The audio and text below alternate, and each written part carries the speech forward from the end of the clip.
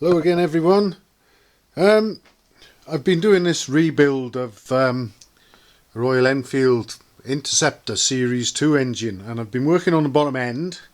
Got the crank all ready to go, apart from the fact that I needed to do the torque settings on the big head, on the big end bolts, which in the case of these machines are Allen bolts.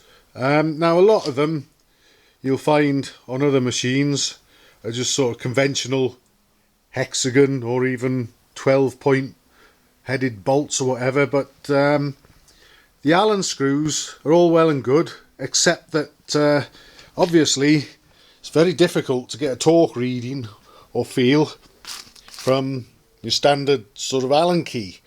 Alright, you can sort of yank on it or put a little extension tube on it or whatever, and perhaps say to yourself that you think, that's about it, but I really wanted to sort of tighten these to the numbers.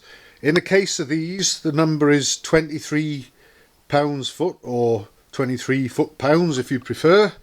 So I got my torque wrench and everything, but I didn't have a suitable socket to do the job. So the other day I sent off for one, but unfortunately, in spite of me specifying 730 seconds, which is what the size is, 730 seconds AF for the bolts, Conrod bolts on the Interceptor crank, they sent me a 5/16, so that was no good to me, and I was back to the drawing board, and I really had nothing.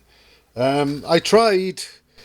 I thought I might be able to get a socket of a suitable size where I might be able to cut a bit of the shank off a correctly sized Allen key and maybe use it, but it would either fit a bit sloppy or not fit at all. I only had small metric sockets anyway, so there's no exact metric equivalent to this, so I was still in a bit of bother really, and I couldn't make any progress with this job until I'd torqued the big ends.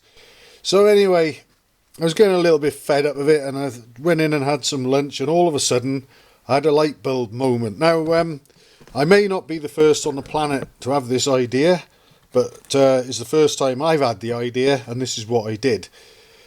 I was lucky enough to find I had an Allen bolt kicking around with the same socket head size as the big end cap bolts.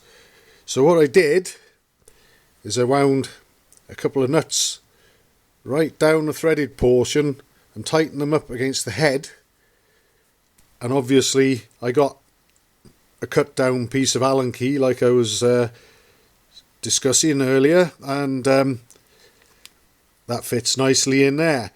Now with that all set up like that, all I had to do, actually got two nuts screwed on there just because of the length of the thread really, and to give a little bit more purchase and bite. But I was able to get a conventional 1/2-inch drive socket then to suit the nut size that I've used on my Allen bolt, and pop that lot in there like that. After doing that, all I had to do was get my torque wrench into it like that, and we're in business.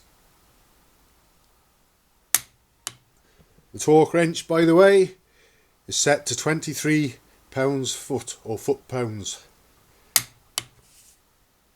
Job done, and I'm out the crap, and it saved me wasting a day, and now I can focus on getting that crank into the crankcases and carry on with the job. So just in case maybe I'm the last person on the planet to realise it, but there's the whole setup there. We've got a cut down piece of Allen key, which came off that one actually, fitting into the head of the Allen bolt that I used, which is there, with the two nuts screwed onto it with the threads bottomed out, and then the socket will drive that in the conventional way. And he got the job done. So I'm very pleased with that and just thought I'd share it in case it's of interest to anyone else. Thanks for watching.